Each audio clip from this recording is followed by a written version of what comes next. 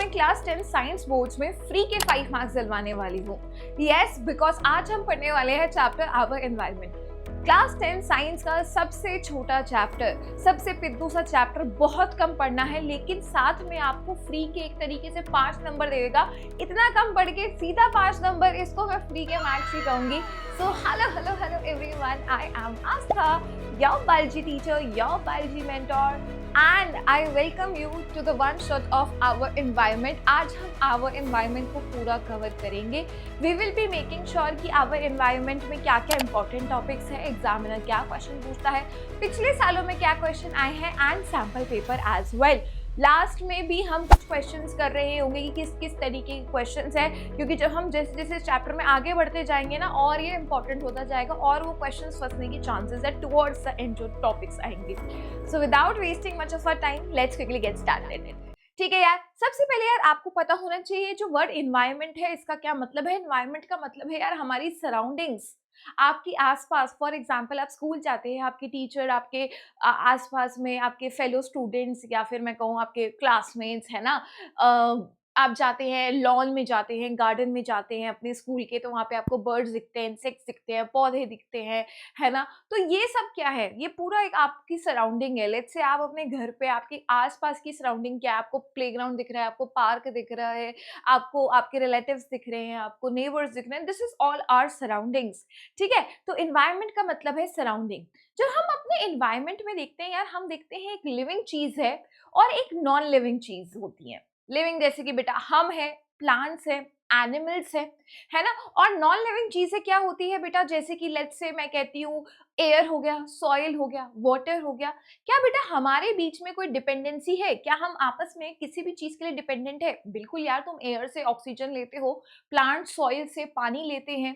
आप टेम्परेचर भी आपका इन्फ्लुएंस करता है। लेट्स से अभी बहुत ठंडी पड़ रही है तो तुम मस्त जैकेट वैकेट पहन के बैठ जाओगे, बहुत गर्मी है तो तुम्हें पसीने आने लग जाएंगे, तुम बिल्कुल अपने मे बी सैंडोज में आ जाओगे, राइट। तो भाई ऑब्वियसली एक लिविंग और नॉन लिविंग चीज आपस में इंटरेक्ट करती हैं, और इसी इंटरेक्शन की वजह से बेटा एक बैलेंस होता है। अगर मान लो इंटरेक्शन ना हो तो बैलेंस नहीं होगा। और जस्ट इमेजिन अगर आप ऑक्सीजन ही नहीं ले पा रहे हो, वैसे आप सर्वाइव कर पाओगे नहीं, सो वो बैलेंस डिस्टर्ब हो जाएगा। सो ये जो बैलेंस बन रहा है, ये जो इंटरेक्शन हो रही है लिविंग और नॉन लिविंग चीजों की, उसको हम बोलते हैं बेटा इकोसिस्टम। क्या बोलते हैं?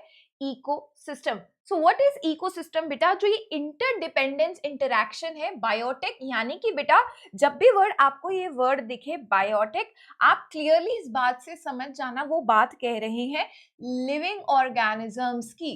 लिविंग ऑर्गेनिजम्स की, लिविंग ऑर्गेनिजम्स जैसे कि क्या बच्चे? जैसे कि क्या? जैसे कि आपके पौधे, जैसे कि आपके एनिमल्स, जैसे कि तुम खुद जैसे कि माइक्रो ऑर्गेनिज्म बोले तो बैक्टीरिया, फंगस, ये भी तो भाई लिविंग है ना। तो आप ये भी मेंशन कर सकते हैं माइक्रो ऑर्गेनिजम्स। ठीक है, और नॉन लिविंग चीजें कैसे? जैसे एयर, वाटर, सॉइल, है ना। तो नॉन लिविंग, ए बायोटिक। देखो बायो वर्ड जब भी आ जाए ना, उसका मतलब ही होता है लिविंग, है ना। तो लिविंग चीजें। ए मतलब एब्सेंट, बायो मींस लाइफ, यानी जिसमें लाइफ एब्सेंट है। ए फॉर एब्सेंट, या फिर विदाउट, विदाउट लाइफ, जिसमें लाइफ नहीं है वो नॉन लिविंग भाई। ठीक है, तो नॉन लिविंग फैक्टर्स जैसे कि soil, water, temperature, air.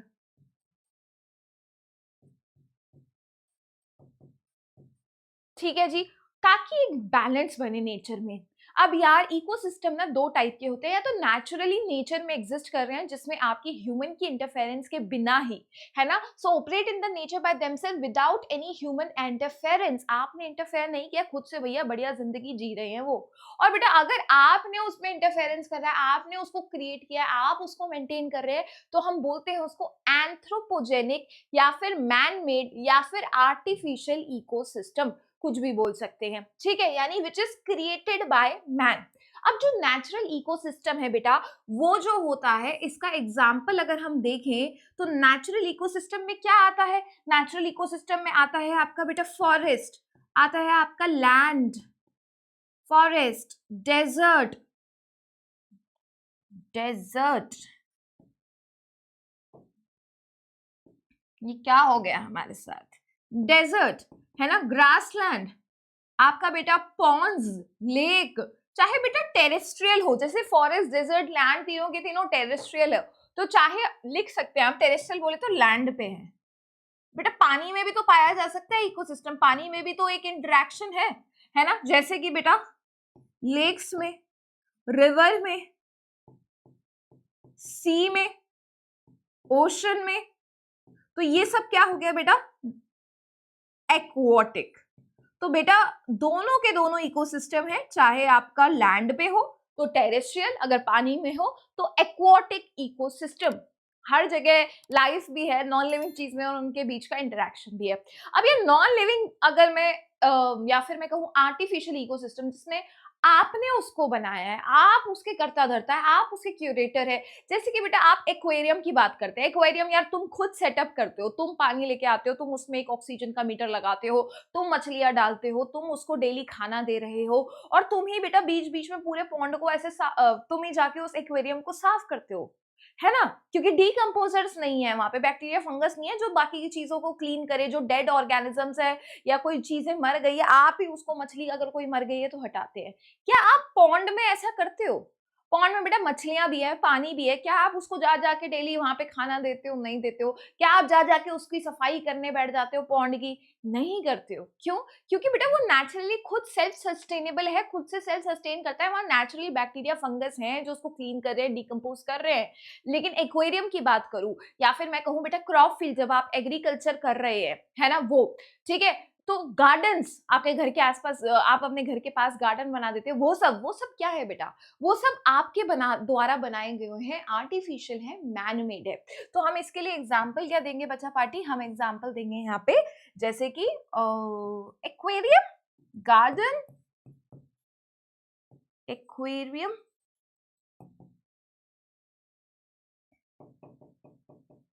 One second, aquarium, garden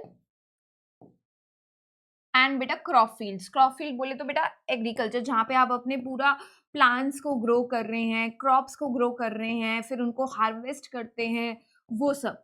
तो अगर बेटा आपसे पूछा जाए इन सब में लार्जेस्ट इकोसिस्टम कौन सा है, तो आप कहेंगे ऑब्वियसली क्रॉप फील्ड सबसे लार्जेस्ट इकोसिस्टम है। कितने लार्ज लार्ज स्केल पे आप क्रॉप्स को ग्रो करते हैं। लार्जेस्ट मैन मेड इकोसिस्टम, इन तीनों में से अगर मैं कहूं लार्जेस्ट मैन मेड इकोसिस्टम कौन सा है, तो आप कहोगे ma'am crop field is the largest man made ecosystem. इतनी बात डन है, आप सभी को क्लियर है? ठीक है, तो नेक्स्ट हम थोड़ा सा आगे चलते हैं, कंपोनेंट्स ऑफ इकोसिस्टम। अब इकोसिस्टम में मैंने बताया दो चीजें आती हैं, लिविंग चीजें और नॉन लिविंग चीजें। नॉन लिविंग चीजें यानी कि एबायोटिक फैक्टर, जिसमें आ जाता है सॉइल, टेम्परेचर, वाटर, ये तो हम डिस्कस कर चुके हैं। अब हम ना लिविंग चीजों को थोड़ा और डिटेल में पढ़ते हैं। मैं आपको बता चुकी हूँ लिविंग में आता है बैक्टीरिया, फंगस, प्लांट्स, एनिमल्स, पर हमने ना उसको थ्री टाइप्स में, थ्री कैटेगरीज में डिवाइड करा है। सबसे पहले प्रोड्यूसर्स या फिर ऑटोट्रॉफ्स। बेटा याद है वो प्लांट्स, वो बैक्टीरिया जो अपना खाना खुद से बना पाते हैं, राइट? ये हमने लाइव प्रोसेस चैप्टर में भी करा था, बट एक बेसिक सी बात मैं यहाँ पे आपके लिए दोबारा से लिख देती हूँ ताकि तुम्हारे दिमाग की बत्ती जल जाए। मेक देयर ओन फूड, खुद का खाना बनाते हैं, तभी ऑटो, ऑटो मतलब सेल्फ, ट्रॉफ मतलब फूड, बेसिकली अपना खाना खुद से बनाते हैं, using sunlight, using chlorophyll, using water, using CO2, है ना, फोटोसिंथेसिस याद आ गया होगा, है ना। एग्जाम्पल इसका यहाँ पे ही मेंशन कर देते हैं, जैसे कि बेटा पौधे, पौधे अपना खाना बना पाते हैं, जैसे कि ब्लू ग्रीन एल्गे, BGA, अपना खाना खुद से बना पाते हैं। ब्लू ग्रीन एल्गेस यानी कि साइनोबैक्टीरिया एंड प्लांट्स अपना खाना खुद से बना पा रहे हैं। बट कुछ ऐसे ऑर्गेनिजम्स होते हैं यार जो अपना खाना नहीं बना पाते, उनको हम बोलते हैं कंज्यूमर या हेट्रोट्रॉफ। अब उसकी हमने ना यहाँ पे फिलहाल आवर एनवायरनमेंट चैप्टर में 4 कैटेगरीज में डिवाइड किया है, हर्बीवोर, कार्निवोर, ओमनीवोर, पैरासाइट। ठीक है, सबको पता है हर्बीवोर कौन होता है? मैम हर्बीवोर वो होता है जो पौधे को खाता है। हर्बीवोर कौन होता है? जो पौधे को खाता है। कार्निवोर कौन होता है? जो एनिमल्स के फ्लैश को खाता है, एनिमल के फ्लैश को खाता है। हर्बीवोर का एग्जांपल आप लिख सकते हो बेटा डियर, है ना, एग्जांपल डियर, काउ, ठीक है बेटा। फिर कार्निवोर कौन होगा जो हर्बीवोर को खाएगा, यानी कि बेटा वो डियर को खाएगा, काव को खाएगा, जैसे कि बेटा टाइगर, टाइगर है ना। नेक्स्ट बेटा ओमनीवोर, जो दोनों चीज खाएं, जैसे आप बेटा आप वेजिटेरियन, कुछ लोग होते हैं, कुछ लोग जो नॉन वेजिटेरियन होते हैं। अब आपको कि मैम हम तो नहीं, हम नहीं खाते बेटा, humans can eat non veg also, वो तो आपकी पर्सनल चॉइस है कि आप नहीं खाते हैं, है ना, या मेरी पर्सनल चॉइस है मैं नहीं खाती हूँ, बट कुछ लोग खाते हैं। और जो खाते हैं बेटा तो वो क्या खाएंगे, पौधा भी खाएंगे और जानवर भी खाएंगे, राइट। तो हम ह्यूमंस, डॉग्स, ये सब के कौन कैटेगरी में आते हैं, omnivorous category, omnivorous category, omnivore है बेटा। हम पौधा भी खा सकते हैं और हम जानवर भी खा सकते हैं। Example human, dog. ठीक है यार, इतनी बात डन है। Next parasites. पैरासाइट्स वो ऑर्गेनिज्म होते हैं जो बेटा आपकी बॉडी पे रहते हैं जब आप जिंदा है। लेट्स से बेटा आपकी बॉडी पे लीच आ जाए, सर में जुएं आ जाए, डॉग्स की बॉडी पे टिक्स आ जाए, अमर बेल चढ़ जाए, है ना, प्लांट पे, तो ये सब क्या है, जिंदा ऑर्गेनिज्म से अपना न्यूट्रिशन लेते हैं, उनको हम बोलते हैं पैरासाइट, लिव ऑन और इनसाइड द होस्ट बॉडी। इसका भी एग्जांपल आप जरूर मेंशन कर लो, दो हमने लाइफ प्रोसेस चैप्टर में पढ़ा था, बट स्टिल कस्क्यूटा लिख सकते हैं, यानी कि अमरबेल, टिक्स लिख सकते हैं, लाइस लिख सकते हैं, टेपवॉर्म लिख सकते हैं। ठीक है, डन। इतनी बात क्लियर है सबको, बेसिक आइडिया डन है। एंड बेटा लास्ट कैटेगरी आती है डीकंपोजर्स, इसको हम अलग से पढ़ेंगे, जस्ट वेट फॉर इट। ठीक है, पहले थोड़ा इसी को हम थोड़ा सा और देखते हैं। ठीक है, तो बेटा एक हमने यहाँ पे क्या देखा है, मान लो घास है ना, घास को कौन खाता है, ग्रास हॉपर। ग्रास को कौन खा रहा है, ग्रास हॉपर। ग्रास हॉपर को कौन खा रहा है, फ्रॉग। फ्रॉग को कौन खा रहा है, लेट्स से स्नेक, और स्नेक को खा गया ईगल। इतना याद रखना है, ठीक है। घास, घास को ग्रास हॉपर ने खाया, ग्रास हॉपर को फ्रॉग ने खाया, फ्रॉग को स्नेक ने खाया, स्नेक को ईगल ने खा गया। इतनी बात याद होगी, समझ आ गया भाई ये तो कौन किसको खा रहा है, ये देख रहे हैं हम। अब ये जो हमारी घास है वो क्या है, प्रोड्यूसर है। प्रोड्यूसर है, देखो यहाँ लिखा है प्रोड्यूसर। क्यों है प्रोड्यूसर, अपना खाना खुद से प्रोड्यूस कर रही है। फिर बेटा नेक्स्ट आ रहा है ग्रास हॉपर। ग्रास हॉपर क्या है बेटा, क्या है, क्या वो प्रोड्यूसर है, क्या अपना खाना खुद से बना पाता है, नहीं, कंज्यूमर है ना, कंज्यूम कर रहा है बस। फिर बेटा फ्रॉग, फ्रॉग क्या है, फ्रॉग भी बेटा कंज्यूमर है, खुद से नहीं बना पाता।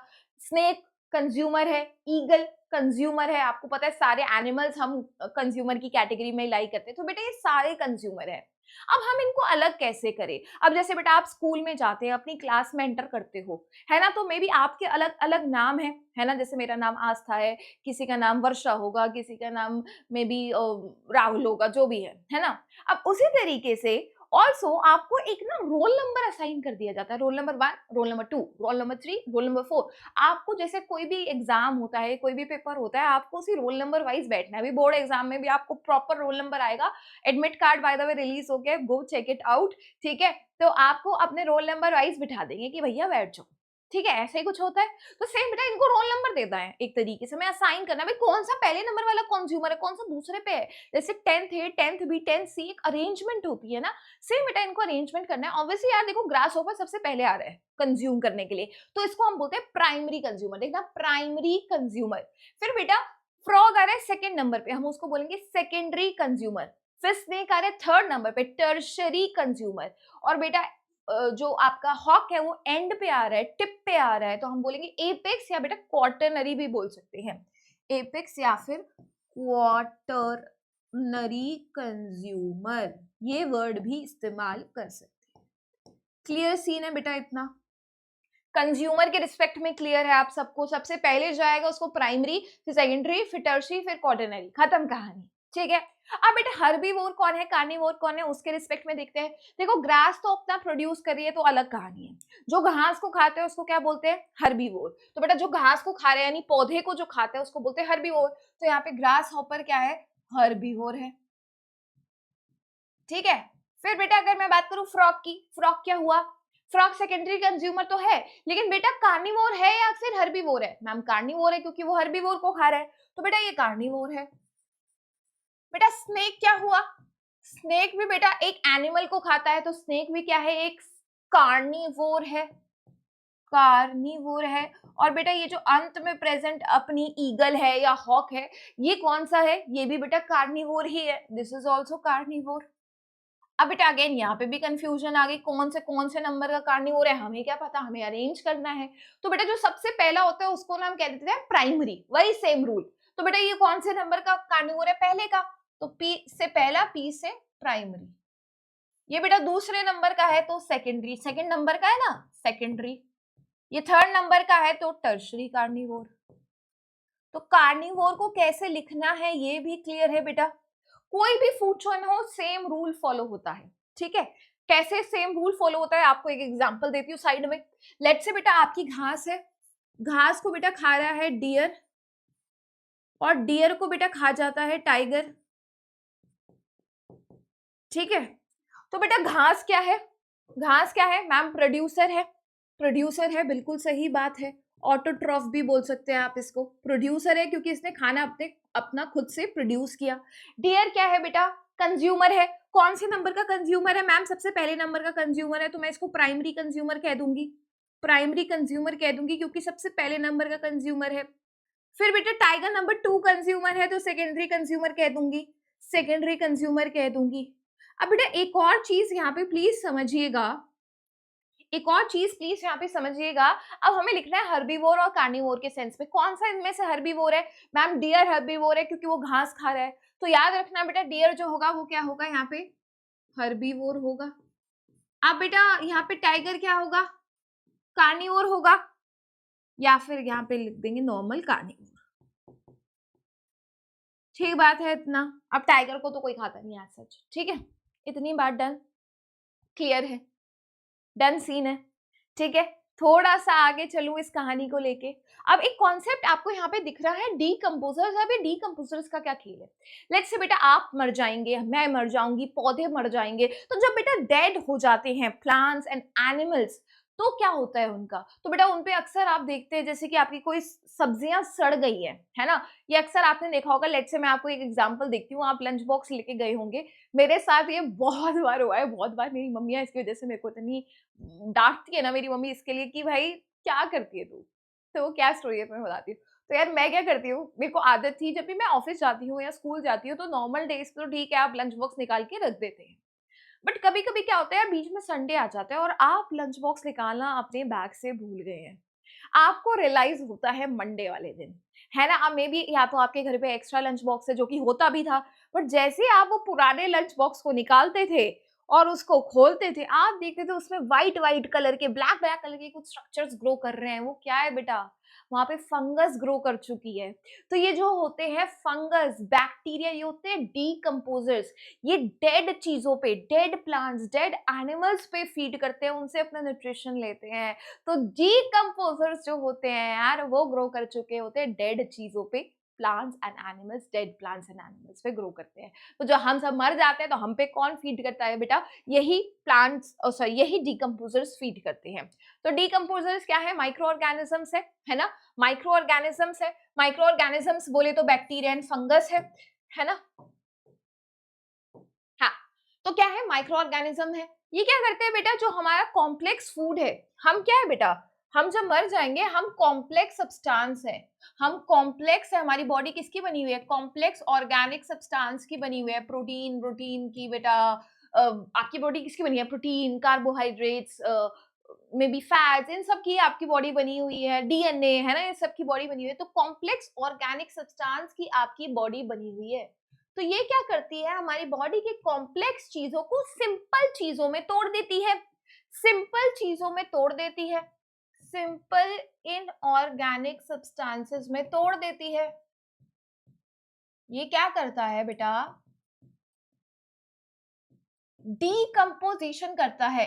डीकंपोजिशन का मतलब क्या है बेटा? ब्रेक डाउन कर रहा है। डीकंपोजिशन, इस प्रोसेस को बोलते हैं डीकंपोजिशन। डीकंपोजिशन का एक्चुअली मतलब क्या है बेटा? हमारे सब्सटेंस को ब्रेक डाउन कर रहा है। लेट्स से बेटा कोई डेड चीज है, कोई डेड चीज है, किससे लिखे? ब्लू से लिखते हैं बेटा। कोई डेड रिमेन्स है, डेड रिमेन्स है। कोई वेस्ट है हमारा, लेट्स से हमारा यूरिन है, फीसेस हैं हमारे, है ना, काउ डंग हो गया, ये सब। तो बेटा जो डेड रिमेन्स है और जो वेस्ट है, let's say faeces, cow dung, है ना, urine of plants and animal, तो इसको तोड़ा सिंपल चीजों में, इसको किसमें तोड़ा, सिंपल चीजों में। और बेटा हमने ये लाइफ प्रोसेस चैप्टर में पढ़ा था, ये जो क्या ब्रेक डाउन करते हैं बॉडी के अपने बाहर करते हैं, अंदर नहीं करते बेटा, हम क्या करते हैं बॉडी के अंदर ब्रेक डाउन करते हैं, ये कहाँ करते हैं बॉडी के बाहर ब्रेक डाउन करते हैं। कैसे करते हैं, वो कुछ एंजाइम्स, डाइजेस्टिव एंजाइम सिक्रीट करते हैं बाहर, और बाहर ही उसकी डाइजेशन हो जाती है into simple inorganic substances, simple चीजों में, जैसे कि किसमें तोड़ दिया, लेट्स से CO2 में, लेट्स से वाटर में, लेट्स से मिनरल्स में, इन सब में इसको तोड़ देते हैं। CO2, वाटर, मिनरल्स, इन सब में इसको तोड़ दिया। बेटा ये किसने किया है break down, micro organism, bacteria and fungus. इस प्रोसेस को क्या बोलते हैं बेटा, ब्रेक डाउन को डीकंपोजिशन। डन। अब सुनना, अब बेटा फायदा क्या हुआ, आप सोचो मैम फायदा क्या हुआ। सबसे पहले यार सोचो, अगर डीकंपोजर्स ना होते, ये जितना भी वेस्ट है, जो मरी हुई चीज है, वो तो बेटा पूरी धरती पे एक्यूमुलेट हो जाती। कितने लोग दिन में मरते हैं, एक दिन में कितने लोग मरते हैं, कितने प्लांट्स या फिर कोई लीफ कितनी झड़ती है, सोचो सॉइल में कितना ज्यादा वेस्ट इकट्ठा होता है डेली। सोचो ऐसे कितने सालों दर साल तो आप देखेंगे वेस्ट ही वेस्ट इकट्ठा हो जाएगा। नई जनरेशन तुम कहाँ रहोगे बेटा, अगर सारी धरती पे जितनी भी अर्थ है उसको घेर लिया है वेस्ट ने, डेड चीजों ने, तो तुम कहाँ एग्जिस्ट करोगे। तो हम कह सकते हैं बेटा ये क्लीन कर रहे हैं एक तरीके से, जो भी वेस्ट है उसको हटा रहे हैं ताकि नई जनरेशन रह पाए। नंबर 1 फायदा। नंबर 2 फायदा क्या है बेटा, ये क्या प्रोवाइड कर रहे हैं, CO2 प्रोवाइड कर रहे हैं। क्या प्लांट CO2 को यूज करेगा, यस। क्या प्लांट वाटर को यूज कर सकता है, यस। क्या मिनरल्स को प्लांट यूज कर सकता है, यस। तो एक तरीके से न्यूट्रिएंट्स लेके आ रहे हैं वापस से, जिसको पौधा इस्तेमाल कर सकता है।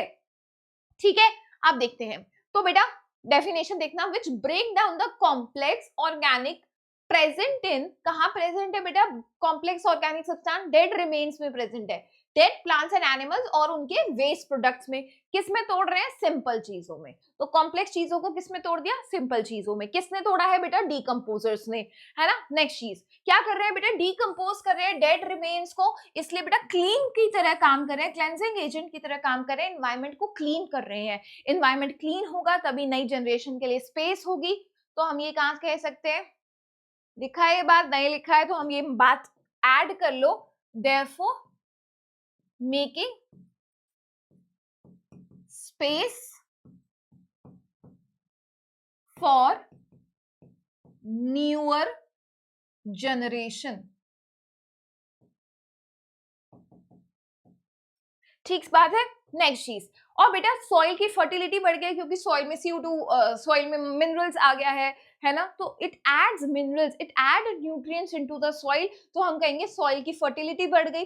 सॉइल में वापस से मिनरल्स भेज दिए, न्यूट्रिएंट्स भेज दिए, तो help in recycling the materials in the biosphere.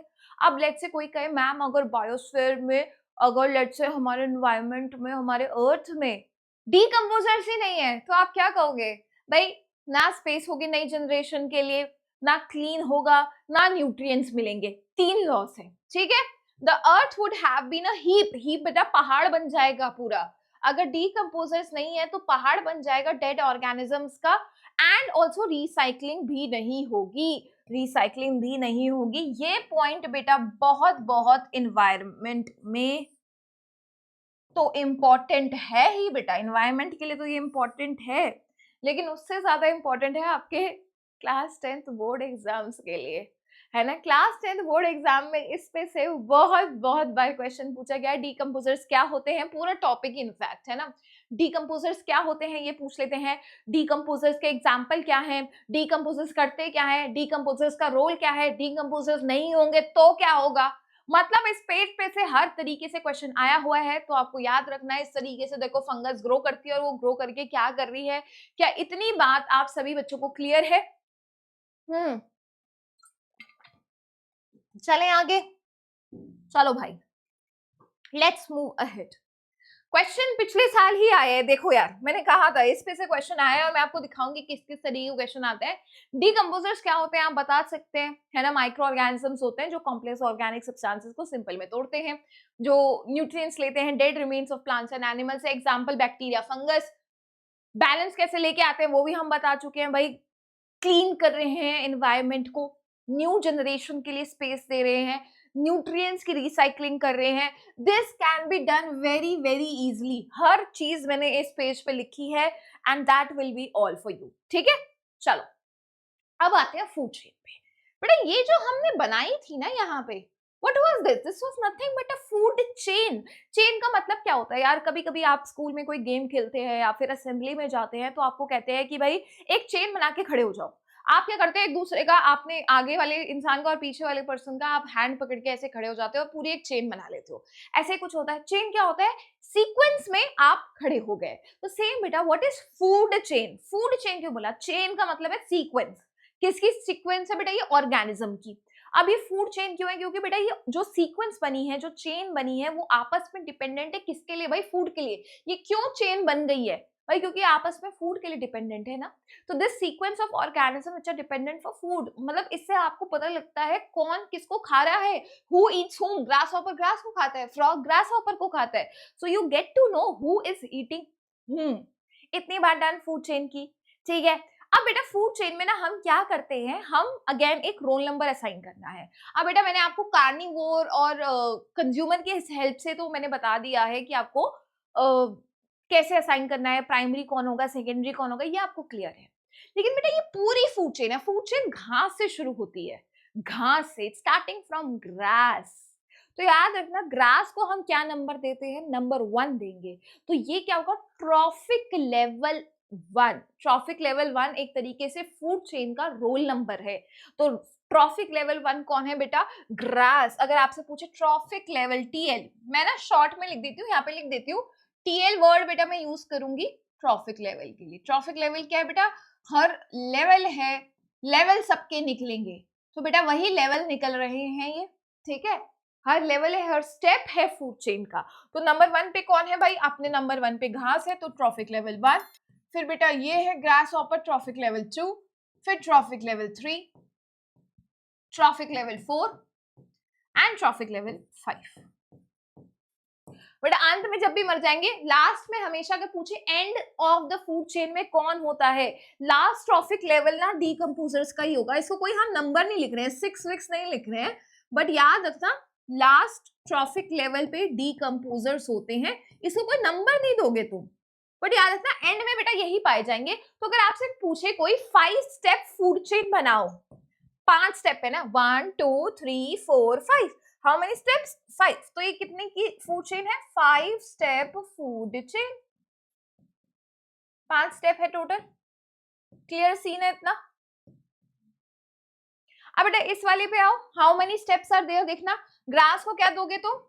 Number 1, तो ये हो गया trophic level 1। Deer trophic level 2 है, टाइगर ट्रॉफिक लेवल 3 है, तो how many steps are there बेटा? 3। तो 3 step food chain. Clear scene है बेटा? ये भी कुछ टफ नहीं था इसमें, इजी पीजी था ना, है ना, इजी सही था। ठीक है, तो इतना सीन हो गया। अच्छा एक और चीज मैं आपको बताना चाहती हूँ, आप देख रहे हो ग्रास हॉपर जो ट्रॉफिक लेवल 2 है उसके कितने अलग नेम है। उसको हर्बीवोर भी बोलते हैं, प्राइमरी कंज्यूमर भी बोलते हैं। अब ये हर फूड चेन में देखो, यहाँ पे भी अगर ये ट्रॉफिक लेवल 2 है तो इसको भी हर्बीवोर बोल रहे हैं, प्राइमरी कंज्यूमर बोल रहे हैं। तो ट्रॉफिक लेवल 2 के कितने अलग नेम है आप देख रहे हो, ट्रॉफिक लेवल 3 के कितने अलग नेम है देखना। Traffic level 3 primary carnivore, secondary consumer, primary carnivore, traffic level 3। तो आप देखें कोई भी ट्रॉफिक लेवल है, कोई भी, लेट्स से अगर मैं करूँ हर्बीवोर, तो हर्बीवोर के बेटा अलग अलग नेम हो सकते हैं, अलग अलग डिपेंडिंग वो फूड चेन में कहाँ है तो उसका ट्रॉफिक लेवल हो जाएगा, डिपेंडिंग वो क्या खा रहा है, डिपेंडिंग वो अपना फूड बना रहा है कि नहीं, तो उस बेसिस पे उसके अलग अलग नाम हो सकते हैं। ठीक है बेटा, अब बेटा ये तो सारे लैंड के थे, थोड़े एक्वाटिक फूड चेन में भी हम देख लेते हैं। ठीक है, वापस आते हैं इधर। ठीक है, तो सीक्वेंस है लिविंग ऑर्गेनिज्म की जो कि एक दूसरे पे डिपेंडेंट है। मैंने आपको बताया किसके लिए डिपेंडेंट है बेटा? फूड के लिए डिपेंडेंट है एक दूसरे पे। ठीक बात है। ठीक है, अच्छा अब मैंने बताया था बेटा, आपको जो एग्जांपल दिया था वो सारे टेरेस्ट्रियल लैंड इकोसिस्टम के थे। अगर मैं पानी के एक्वाटिक इकोसिस्टम की बात करूं तो बेटा एक्वाटिक यानी पौधों में भी, पौधे पाए जाते हैं पानी में भी, है ना, तो उनको बोलते हैं एक्वाटिक प्लांट्स, या फिर बेटा इनका ना दूसरा नाम हम फाइटोप्लैंक्टन भी देंगे, फाइटोप्लैंक्टन। ठीक है, फाइटोप्लैंक्टन मतलब जो एक्वाटिक प्लांट्स है, एक्वाटिक प्लांट्स को छोटे छोटे एक्वाटिक इंसेक्ट्स खा जाएंगे, उनको हम क्या कहेंगे बेटा, जू प्लैंक्टन, जू प्लैंक्टन। ठीक है, जू प्लैंक्टन को कौन खाएगा बेटा, ऑब्वियसली छोटी छोटी मछलियां खा जाएगी, छोटी छोटी मछलियों को फ्रॉग खा सकता है, सॉरी लार्ज फिश खा सकती है, क्रोकोडाइल खा सकता है बेटा, तो तुम भी तो पका के खा सकते हो, कुछ भी आ सकता है यहाँ पे। तो it can B humans, it can B birds, it can be here it's mention crocodile, या फिर हम लिख सकते हैं लेट्स से बर्ड लिख दिया, या फिर तुमने ह्यूमंस लिख दिया, तो ये बात भी बेटा बिल्कुल सही होगी, इसमें कोई दिक्कत की बात नहीं है। ठीक है, अब ट्रॉफिक लेवल असाइन करना है, अब तो तुम सीख ही गए हो बेटा, जो नंबर 1 पे है उसको ट्रॉफिक लेवल 1 दे देंगे, फिर ट्रॉफिक लेवल 2, फिर 3, फिर 4, so on and so fourth. तो ये बेटा कितने स्टेप की फूड चेन है, 4 स्टेप फूड चेन है ये बेटा, 4 है ना इसमें इसलिए। ठीक है, एक्वाटिक इंसेक्ट्स को हर्बीवोर कह रहे हैं, क्या प्राइमरी कंज्यूमर भी कह सकते हैं, लिख दो बेटा, अगर तुम कंफ्यूज हो जाओगे ना, भूल जाओगे, तो लिख लो प्राइमरी कंज्यूमर। ठीक है, फिर कार्निवोर प्राइमरी है तो इसको हम कह सकते हैं secondary consumer and tertiary consumer, ये भी हो सकता है, कोई दिक्कत नहीं होनी चाहिए मेरे अकॉर्डिंगली। आओ बेटा इधर आओ, इधर आओ, इधर आओ, ये फूड चेन देखना, क्या तुम्हारी देखी हुई फूड चेन है भाई, प्लांट है, डियर है, टाइगर है ना, प्लांट को खाया डियर ने, डियर को खाया टाइगर को, ये हम बता चुके हैं। ये नेक्स्ट देखना, प्लांट ग्रास है, ग्रास हॉपर है, फ्रॉग है, स्नेक है, ईगल है, ये भी हम कर चुके हैं। नेक्स्ट देखना बेटा फाइटोप्लैंक्टन, फिर आपके जू प्लैंक्टन, फिर फिश, फिर कोई बर्ड ने खा लिया, ये भी हम देख चुके हैं। ठीक है, मैं तीनों आपको लिख के बता चुकी हूँ। अब थोड़ा सा आगे चलते हैं बेटा, एक पिरामिड सा दिखाया हुआ है आपको, यहाँ पे वही दिखाया, प्रोड्यूसर्स आते हैं सबसे पहले, फिर प्राइमरी कंज्यूमर, फिर सेकेंडरी कंज्यूमर, फिर टर्शरी कंज्यूमर। और ये बात आपको मैं बता चुकी हूँ कि ट्रॉफिक लेवल क्या होता है, जो हर स्टेप होता है, जो हर लेवल होता है बेटा, उसको बोलते हैं ट्रॉफिक लेवल। ठीक है, इतनी बात भी डन, थोड़ी आगे बढ़ते हैं कहानी को लेके।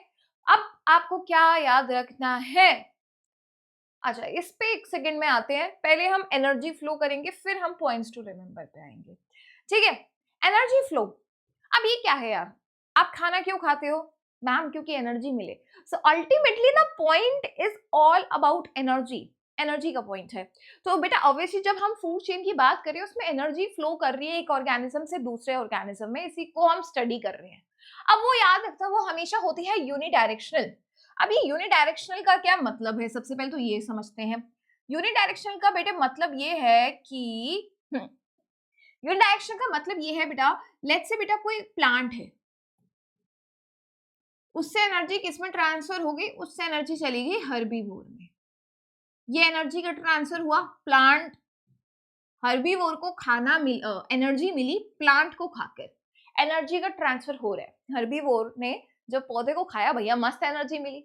लेकिन बेटा क्या प्लांट को हर्बीवोर को खा के एनर्जी मिलेगी, नहीं, ऑब्वियस सी बात है यार, तुम पिज्जा को खा के एनर्जी ले सकते हो, पिज्जा तुमको खा के थोड़ी एनर्जी ले लेगा, ये थोड़ी संभव है, कुछ भी थोड़ी कर दोगे अब तुम। ठीक है, तो बेटा ऑब्वियसली एनर्जी का फ्लो हमेशा एक फूड चेन में यूनी डायरेक्शनल रहता है, यूनी का मतलब एक ही डायरेक्शन में करेगा, एक बार एक ट्रॉफिक लेवल से एनर्जी आगे ट्रांसफर हो गई, वो वापस पीछे वाले ऑर्गेनिज्म के लिए अवेलेबल नहीं है, यही बात लिखा है, देखना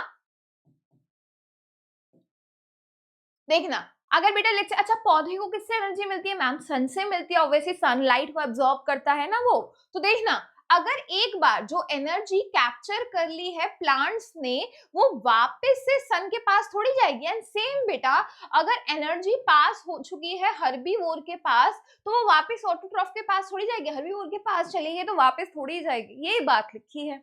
अब सुनना एनर्जी का ट्रांसफर होता कैसे है, let's have a look at it. Let's say बेटा ये मेरे सन है ना, अब सन के पास some amount of energy is there, कितना 1000 जूल्स, बेटा joule is the unit of energy, है ना, आप केमिस्ट्री में पढ़ते होंगे, जे फॉर जूल्स। ठीक है, तो सन के पास है 1000 जूल्स ऑफ एनर्जी, ये मैं ऐसे जूल्स बोल रही हूँ, पता है क्या जूल्स बोलते हैं वैसे नॉर्मली। मेरा एक फ्रेंड था स्कूल में, मेरे को इसकी बात याद आ गई, जब हम पढ़ते थे, जब हम ये चैप्टर पढ़ रहे थे, तो वो जो मेरा फ्रेंड था वो उसकी आदत है कि इसको जूल को ना ऐसे ज्यूल्स कहने की, ऐसे ज्यूस होता है ना उसको ज्यूस, तो उसको थोड़ी फैंसी अपने आप को बनने की आदत थी, तो जैसे ही मैंने जूल बोला मुझे उसकी याद आ गई कि वो किस तरीके का पर्सन था, मेरे को उसकी हरकतें याद आ गई। ठीक है, तो 1000 जूल बेटा ये हमारे सन के पास है। ठीक है, किसके पास है बेटा?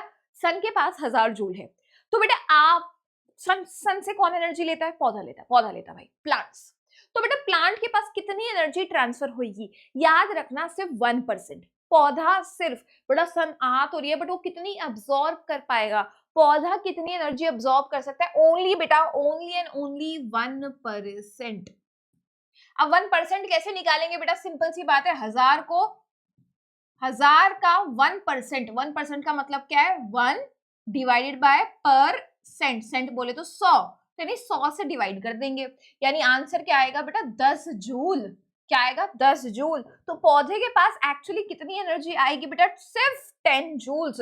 पौधे के पास कितनी एनर्जी आ रही है? देखो 10 जूल्स। इसको पिंक से करते हैं ताकि तुमको थोड़ा सा विजिबल हो जाए। ठीक है, 10 जूल्स। तो पौधे के पास बेटा कितनी आई? बस 10 joules of energy is there. Sun के पास कुछ भी, लेट्स से 10,000 आपको पेपर में हो सकता है बेटा यहाँ पे ना नंबर कुछ और दे दे, तो अगर सन के पास 1000 है तो पौधे के पास कितनी आएगी? सिर्फ बेटा 1% आएगी। ये 1% को हाईलाइट कर लो, 1% आएगी, सिर्फ 10 जूल आएगी, बाकी सब तो बेटा हीट की फॉर्म में चली जाएगी। अब लेट्स से इस पौधे को खाया डियर ने, पौधे को खाया डियर ने, तो कितनी परसेंट एनर्जी ट्रांसफर हो रही है? Remember only 10% of energy is transferred. Again बेटा थोड़ी मैथ्स लगाएंगे। 10% एनर्जी ट्रांसफर हो रही है।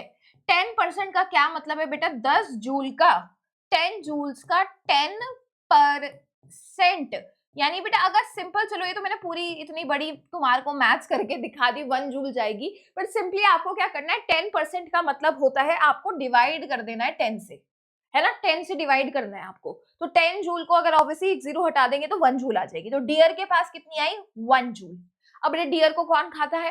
टाइगर। टाइगर के पास कितनी जाएगी? सिर्फ 10%। देखो फूड चेन के अंदर अंदर सिर्फ 10% ट्रांसफर हो रहा है, फूड चेन के अंदर अंदर सिर्फ 10% ट्रांसफर हो रहा है। लेट्स से अगेन डियर को कौन खा रहा है? टाइगर। सिर्फ 10% ट्रांसफर हुआ। अब 10% का मतलब क्या है? आप क्या करोगे? 10 से डिवाइड कर दोगे, यानी एक जीरो गायब कर दोगे। एक जीरो नहीं है तो यहाँ पे ऑब्वियसली क्या आ जाएगा? 0.1 जूल्स। यहाँ पे क्या आ जाएगा? 0.1 जूल्स। क्लियर बात है, क्लियर सीन है ये, डन सीन। ठीक है, तो याद रखना सन से पौधे में सिर्फ 1% जा रही है। वन वाला ड्रामा कहाँ है? सिर्फ सन और पौधे के बीच में है। सन और पौधे के बीच में सिर्फ 1%। फिर पौधे के बाद जो भी आ रहा है फूड चेन में, इंटायर फूड चेन में कैसा ट्रांसफर होएगा? 10 10 10। अब आप कहोगे ma'am why only 10%? What happens to the rest 90%? बाकी के बेटा जो 90% है उसका क्या हो गया बेटा? It will be lost as heat. एक बात सोचिए, जो ये डियर है इसके पास एनर्जी तो 1 जूल आई बेटा, बट वो बाकी इस्तेमाल भी तो करेगा, उसको रिप्रोडक्शन भी करना है, उसको अपना डाइजेशन भी करना है, उसको सारे अपने फंक्शंस करने हैं ना, तो उस इस एनर्जी को इस्तेमाल भी तो करेगा ना। तो बाकी जो बच जाएगी विच इज ओनली 10%, वही तो ट्रांसफर हो पाएगी ना। सोचो ना यार, कुछ तो वो लूज कर देगा ना कुछ वो इस्तेमाल कर रहा है उस एनर्जी का, सारा थोड़ी दूसरे ऑर्गेनिज्म में ट्रांसफर हो जाएगा। ट्रांसफर क्या होगा? सिर्फ 10% होगा। तो याद रखना, याद रखना 90% energy will be lost as heat in doing some work, rest only 10% left is transferred. ठीक है, एक दो एग्जांपल्स करवाऊंगी ताकि तुम्हें ये दिमाग में ना बिल्कुल फिट हो जाए मेरे बच्चे, टेंशन ना ले।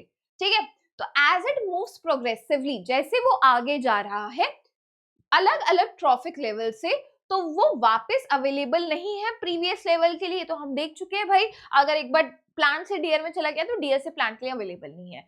तो energy available at each trophic level get diminished progressively due to loss of energy at each level. ये भी आपने बेटा क्लियरली यहाँ पे देख लिया है कि जैसे जैसे आप एक ट्रॉफिक लेवल से दूसरे में जा रहे हैं तो एनर्जी कम होती जा रही है, एनर्जी डिक्रीज होती जा रही है। अब सोचो लेट्स से बेटा इस टाइगर के बाद भी कोई और होता, उसके बाद भी कोई और होता, उन्हें कितना मिलता? 0.01, 0.001। बेटा क्या वो एनर्जी सफिशिएंट है कि उस ऑर्गेनिज्म को सेटिस्फाई कर पाएगी? इतनी कम एनर्जी है बेटा, वो जिएगा कैसे? तो बेटा अक्सर आप देखते हैं जो ये फूड चेन होती है ना, उसमें मैक्सिमम 4-5 ट्रॉफिक लेवल होते हैं, उससे ज्यादा आप नहीं देखते 10 ट्रॉफिक लेवल की फूड चेन नहीं आती है, क्योंकि एनर्जी इतनी कम अवेलेबल होगी, क्योंकि हर स्टेप पे इतनी कम होती जा रही है, आगे जाके एनर्जी इतनी कम होएगी। ठीक है, तो रिमेंबर दिस पॉइंट। अब वो पॉइंट टू रिमेंबर वाली बात पे आते हैं। तो फूड चेन बेटा जनरली 3 to 4 स्टेप की होती है। क्यों बेटा?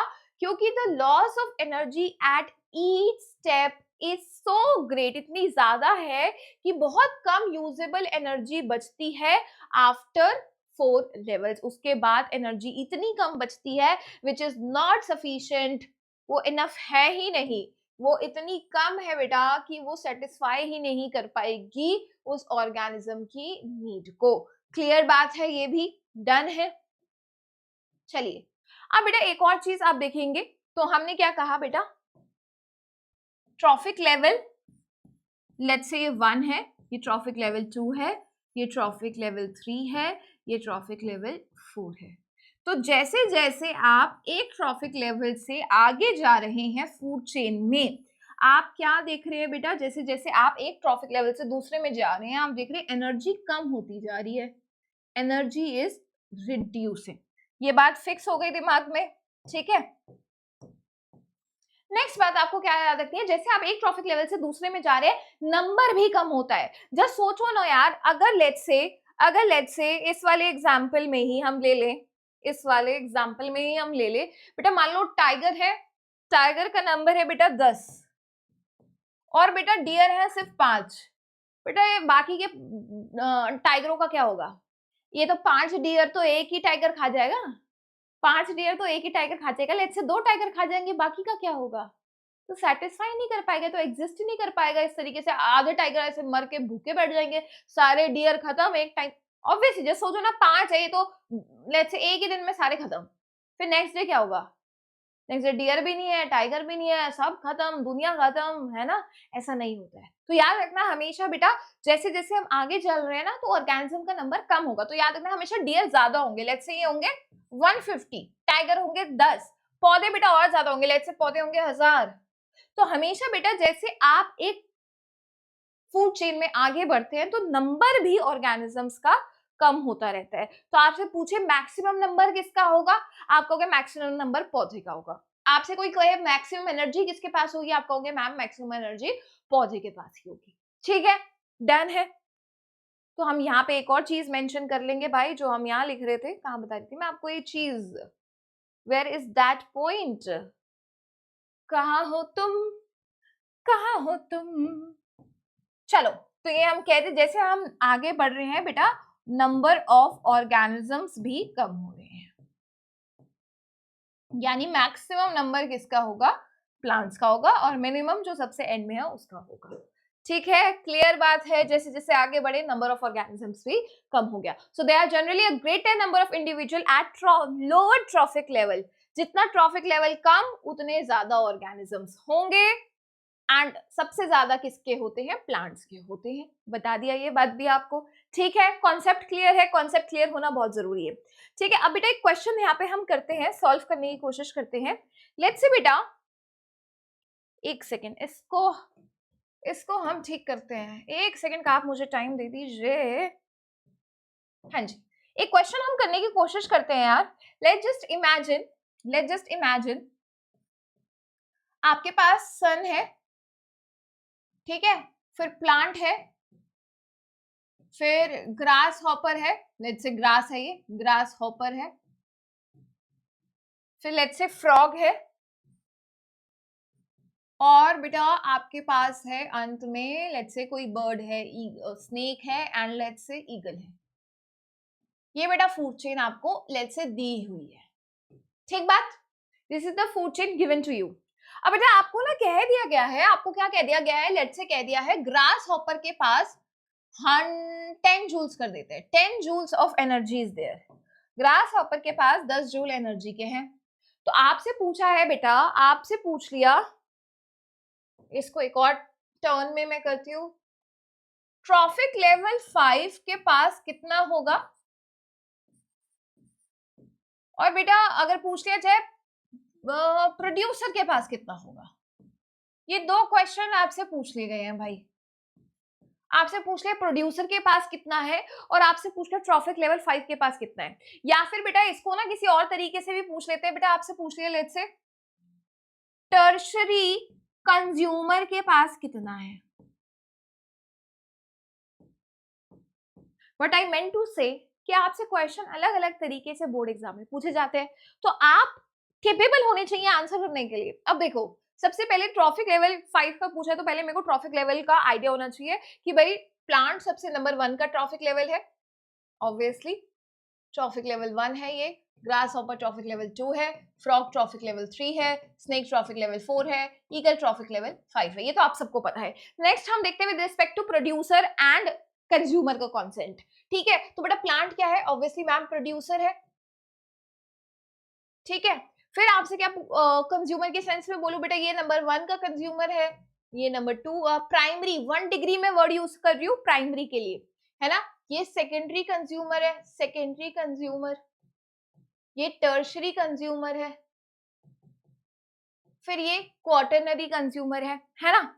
अब क्वेश्चन में क्या दिया है, क्वेश्चन में आपको एक चीज गिवन है which is the grass hopper की एनर्जी। अब तुम्हें पूछिए ट्रॉफिक लेवल 5 की, यानी आपसे स्नेक की पूछ ली है सीधा, है ना, आपसे स्नेक की पूछ ली है, तो आप क्या करेंगे बेटा, डिवाइडेड बाय 10 करेंगे, डिवाइड बाय 10, है ना। तो आप क्या लिखोगे इसको, लेट्स से 1 जूल।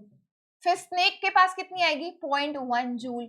ईगल के पास कितनी आएगी, 0.01 जूल। आपको क्या करना है, डिवाइड बाय 10 करना है, डिवाइड बाय 10, क्योंकि सिर्फ 10% एनर्जी ट्रांसफर हो रही है। मैंने आपको ये कहा था, सिर्फ एक एक जीरो हटाते जाना, तो 10 का पहले जाएगा 1, 1 का जाएगा 0.1, और फिर आगे जाएगा 0.01। ठीक सीन है। अच्छा, आपसे प्रोड्यूसर की भी पूछी है। अब आपको कि मैम आगे तो आपने डिवाइड का था, पीछे का निकालना हो तो फिर क्या करेंगे, मल्टीप्लाई कर दो भाई। इस साइड जा रहे हो तो डिवाइड कर दो, उसकी उल्टी साइड जा रहे हो तो मल्टीप्लाई कर दो। तो लेट्स से अगर आपसे प्लांट का पूछा है तो आप क्या करोगे, मल्टीप्लाई करोगे 10 से, क्योंकि यहाँ क्या आ जाएगा बेटा, 100 जूल आ जाएगा सीधा। अगेन देखो ना, इस साइड जाओगे तो एक जीरो हटा के 10 ही आएगा ना, क्रॉस चेक कर लेना, एक जीरो हटा के 10 ही आएगा ना, तो बिल्कुल सही आंसर है। तो आपसे ये भी हो गया। टर्शरी कंज्यूमर पूछा है, भाई टर्शरी कंज्यूमर स्नेक था, वो हो गया 0.1 जूल। क्लियर है। तो आपको आना चाहिए, अगर कुछ भी आपको ऑर्गेनिज्म की एक फूड चेन दी है, आपको पता होना चाहिए कौन सा ट्रॉफिक लेवल 1 है, वो कैसे करते हैं वो मैं सिखा चुकी हूँ। आपको पता होना चाहिए कौन सा कंज्यूमर है, कौन सा प्राइमरी कंज्यूमर है, कौन सा प्राइमरी कार्निवोर है, कौन सा सेकेंडरी कार्निवोर है, ये चीज आनी चाहिए। दूसरा आपको ये चीज आनी चाहिए, अगर इस साइड को जा रहे हैं यानी फूड चेन में आगे बढ़ रहे हैं तो डिवाइड कर दो, उल्टी साइड को आओगे तो मल्टीप्लाई कर दो। इसमें बहुत क्वेश्चंस बनते हैं, तभी बता रही हूँ। क्लियर है। अच्छा, एक और चीज मैं बताना चाहती हूँ, कभी कभी ना आपको दे देंगे किलो जूल्स में, ठीक है, लेट्स से दे दिया 1 किलो जूल एनर्जी है, तो 1 किलो जूल का मतलब क्या होता है, 1000 जूल्स। ठीक है, ये कन्वर्जन आनी चाहिए, किसी किसी क्वेश्चन में कन्वर्जन के लिए भी दे सकते हैं। ठीक है, आना चाहिए। क्लियर है। इसी टाइप के एनर्जी के क्वेश्चन आते हैं, इससे ज्यादा बाहर नहीं आते हैं। ठीक है, और सन से प्लांट में मैं आपको बता चुकी हूँ 1% ट्रांसफर होता है, सन से प्लांट में 1% ट्रांसफर होता है। ठीक है, चलो अब एक क्वेश्चन आया है पिछले ही साल का, अब तुम्हें इसका आंसर देना है। बताओ भाई, इतने आंसर हम पानी पियेंगे, इतने तुम इस आंसर को रीड करोगे और आंसर दोगे। मोस्ट एफिशिएंट फूड चेन पूछा है यार, सबसे बढ़िया फूड चेन कौन सी है, वही सारी बढ़िया लग रही है मैम, इसमें कमी क्या है। बेटा मोस्ट एफिशिएंट का मतलब है एनर्जी वाइज वो पूछना चाह रहे हैं एक तरीके से। अगर देखो यार, ग्रास ग्रॉस ऊपर फ्रॉग स्नेक एनर्जी बहुत कम बहुत कम बहुत कम, स्नेक तक आते आते काफी कम। प्लांट डियर लायन एनर्जी कम हो रही है कम हो रही है कम हो रही है, यहाँ पे भी एनर्जी कम हो रही है, लेकिन यहाँ पे बेटा प्लांट्स प्लांट्स को सीधा खाया मैन ने, तो मैन के पास तो भर के एनर्जी आई, है ना। तो हम क्या कह सकते हैं बेटा, with respect to energy, energy का लॉ सबसे कम कहाँ हो रहा है in terms of energy, energy के सेंस में कौन सी बढ़िया है भाई, प्लांट्स और मैन वाली बहुत बढ़िया लग रही है मुझे। क्यों बहुत बढ़िया लग रही है, क्योंकि इतना एनर्जी का लॉस ही नहीं हो पाया, छोटी सी फूड चेन है, जितनी ज्यादा फूड चेन उतनी ज्यादा एनर्जी के सेंस में बढ़िया फूड चेन। ठीक है यार, क्लियर कॉन्सेप्ट है, मैंने तुम्हें बताया था जैसे जैसे फूड चेन में आगे बढ़ते हैं एनर्जी कम होती है, तो आंसर क्या होगा, ऑप्शन नंबर सी। चलिए अब देखते हैं हम फूड वेब के कॉन्सेप्ट को। फूड वेब का मतलब क्या है बेटा, काफी सारी फूड वेब, वेब का मतलब जाला, नेटवर्क, जैसे मकड़ी का जाला होता है ना, वैसे नेटवर्क क्या है, बहुत सारी फूड चेन आपस में जब इंटरकनेक्ट हो गई है। जरा देखना, जरा देखिए बच्चे, एक फूड चेन ये है, एक फूड चेन ये है, एक फूड चेन ये है, एक फूड चेन ये है, एक फूड चेन ये है, एक फूड चेन ये है। आप देखिए काफी ज्यादा ये फूड चेन है और आपस में आपको इंटरकनेक्शन दिख रही है। कैसे इंटरकनेक्शन दिख रही है? आपको दिख रहा है भाई ये जो स्नेक है ये बैठ के इस फ्रॉग को खा रहा है, इस बर्ड को खा रहा है एंड इस लेट्स से रैट को खा रहा है। तीन चीजों को वो खा रहा है। तो आप देख रहे हैं किस तरीके से इंटरकनेक्शन है। ये वाली फूड चेन यहाँ जा रही थी बेटा, लेकिन ये इससे भी कनेक्टेड है। ये वाली फूड चेन बेटा यहाँ जा रही थी, लेकिन ये इससे भी कनेक्टेड है। आप देखिए इंटरकनेक्शन हो रहा है फूड चेन का अलग अलग ट्रॉफिक लेवल पे। Let's say traffic level 1 and 2, तो ये सेकंड वाले ट्रॉफिक लेवल पे कनेक्टेड है, कोई थर्ड पे होगी। तो आप देख रहे हैं काफी ट्रॉफिक लेवल पे दो फूड चेन या दो से ज्यादा, यहाँ पे बहुत सारा फूड चेन है। Network of food chain interconnected है अलग अलग ट्रॉफिक लेवल पे। अलग अलग ट्रॉफिक लेवल पे अलग अलग फूड चेन्स इंटरकनेक्टेड है, आपस में कनेक्टेड है ना। किसके लिए कनेक्टेड है? ऑब्वियसली फूड के लिए। तो बेटा ऑब्वियसली नेचर में ना फूड चेन नहीं होता, ऐसा नहीं होता प्लांट डियर को खाएगा, डियर टाइगर को खाएगा। डियर को बेटा लायन भी खा सकता है, डियर को में भी कोई और लार्ज एनिमल भी खा सकता है, राइट। सो हम कह सकते हैं network of food chains operating in an ecosystem which are interconnected, आपस में जाल की तरह कनेक्टेड है। किधर कनेक्टेड है? अलग अलग ट्रॉफिक लेवल पे, ताकि बेटा एक कनेक्शन बन जाए और अलग अलग ऑर्गेनिज्म के पास अलग अलग खाने की अपॉर्चुनिटी मिल जाए। अब इसका फायदा क्या होगा? Is it a good thing, is it a bad thing? Let's have a look at it. भाई देखो, अपने स्नेक को पकड़ के बैठ जाते हैं बेटा, सिंपल सी बात है। इसको पकड़ लो, स्नेक। इसको करते हैं थोड़ा डार्क पेन से ताकि तुम्हें दिखे। ये अपन का स्नेक है, ये इसके पास एक्स ऑर्गेनिज्म है, एक फ्रॉग, एक है वाई लेट्स से बर्ड, और एक और ऑर्गेनिज्म है ये रैट। ये तीन चीजों को खाते हुए मुझे इस पिक्चर में दिख रहा है, क्लियर दिख रहा है इस फूड वेब में। You could see snake is eating here 3 animals, ठीक है। अभी तक तुम क्या पढ़ रहे थे बेटा? अभी तक तुम क्या पढ़ रहे थे? मैम प्लांट है, प्लांट को खाता है डियर, डियर को खाता है लेट्स से टाइगर। ऐसा सिंपल सी चीज थी। अगर बेटा लेट्स से डियर का नंबर नहीं रहा, डियर का नंबर कम हो चुका है, डियर सारे मर मुर आ गए हैं टाइम के बाद, डियर का नंबर कम होने लगा है, तो बेटा धीरे धीरे टाइगर भी मरने लगेंगे भूख के मारे। भाई डियर ही नहीं तो टाइगर कहाँ से बचेंगे? टाइगर भी नहीं बचेंगे, टाइगर भी भूख के मारे मर जाएंगे, ठीक है। तो फूड चेन में आप देखते थे कि अगर एक ऑर्गेनिज्म नहीं है तो दूसरा डायरेक्टली अफेक्ट होता है ना। उसके पास कोई चॉइस नहीं है बेटा, टाइगर इस केस में सिर्फ डियर ही खा सकता है। लेकिन फूड वेब में अगर बेटा स्नेक के पास फ्रॉग नहीं है तो उसके पास ऑल्टरनेट फूड अवेलेबल है, लेट्स से बर्ड अवेलेबल है, लेट्स से ये दूसरा एनिमल अवेलेबल है, एक्स वाई जी 3 चॉइसेस है बेटा। तो हम कहेंगे सबसे पहली बात ऑल्टरनेट फूड अवेलेबल है, बहुत सारे अलग टाइप की वैरायटी अवेलेबल है। नंबर 2 हमको ये भी देखने को मिल रहा है कि भाई एक ऑर्गेनिज्म एक से ज्यादा ऑर्गेनिज्म को खाता है, नंबर 2। नंबर 3 आपको ये चीज देखने को मिल रही है यार, लेट्स से फ्रॉग का नंबर कम हो गया है तो भाई स्नेक आएगा, मुझे नहीं फर्क पड़ता क्योंकि मैं इतने में ये बर्ड खा लूंगा, मेरा क्या जा रहा है भाई, मेरे पास है ऑप्शन।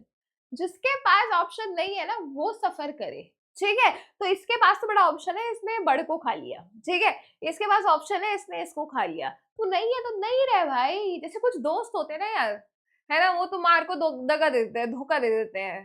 तो लेकिन तुम्हारे बाकी एक दो दोस्त और है, तुम कहेंगे भाई तू धोखा दे रहा है ना तो तू दे, क्योंकि मुझे फर्क नहीं पड़ता।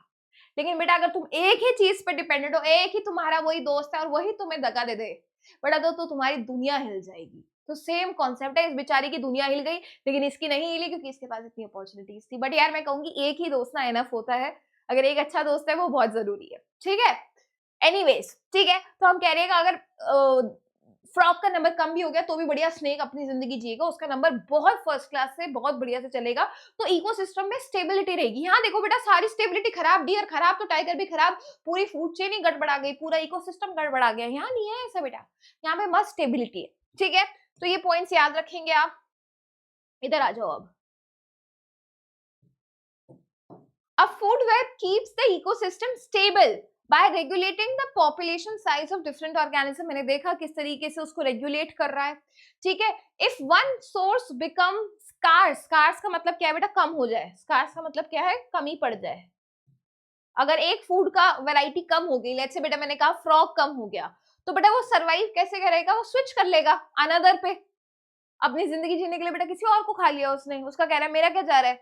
इन ecosystem with complex food webs are more stable and less affected by the loss of a single species।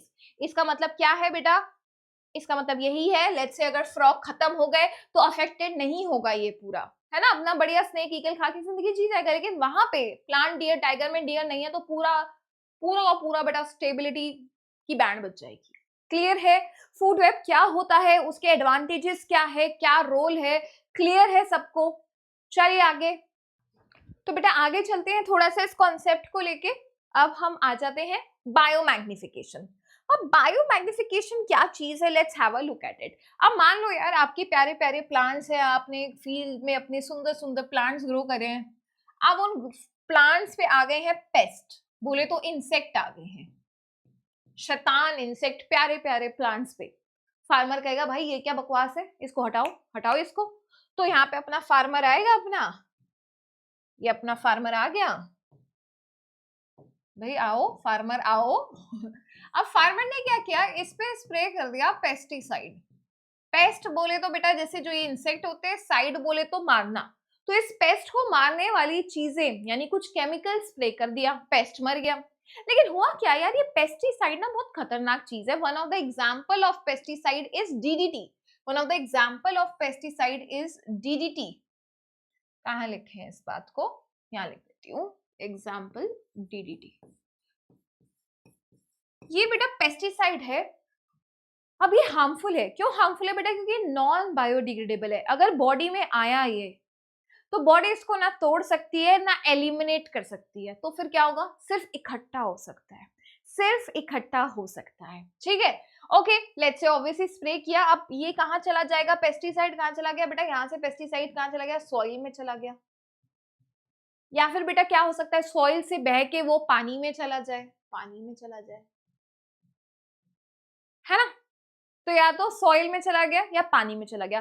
पानी में जाएगा तो क्या होगा बेटा, एक्वाटिक प्लांट्स लेंगे, एक्वाटिक प्लांट्स को एक्वाटिक इंसेक्ट खाएंगे, फिर मछली खा जाएगी, और मछली को कौन खा जाता है, लार्ज फिश, है ना। या फिर क्या हो सकता है बेटा, पौधा है, सॉइल से किसके पास चला जाए, प्लांट्स के पास, प्लांट्स को कौन खाता है, आप खा जाते हो। तो बेटा एक तरीके से कह सकते हो, चाहे सॉइल में जा रहा है चाहे पानी में जा रहा है, एक तरीके से फूड चेन में एंटर कर रहा है। चाहे वो लैंड की फूड चेन हो, चाहे टेरेस्ट्रियल फूड चेन है, चाहे वो बेटा पानी की फूड चेन हो, बट वो एंटर कर रहा है। कैसे एंटर कर रहा है बेटा, ऑब्वियसली लेट्स से मेरी बॉडी में पेस्टिसाइड है, जो मुझे खाएगा उसको भी मिल जाएगा। ठीक है, सेम कॉन्सेप्ट।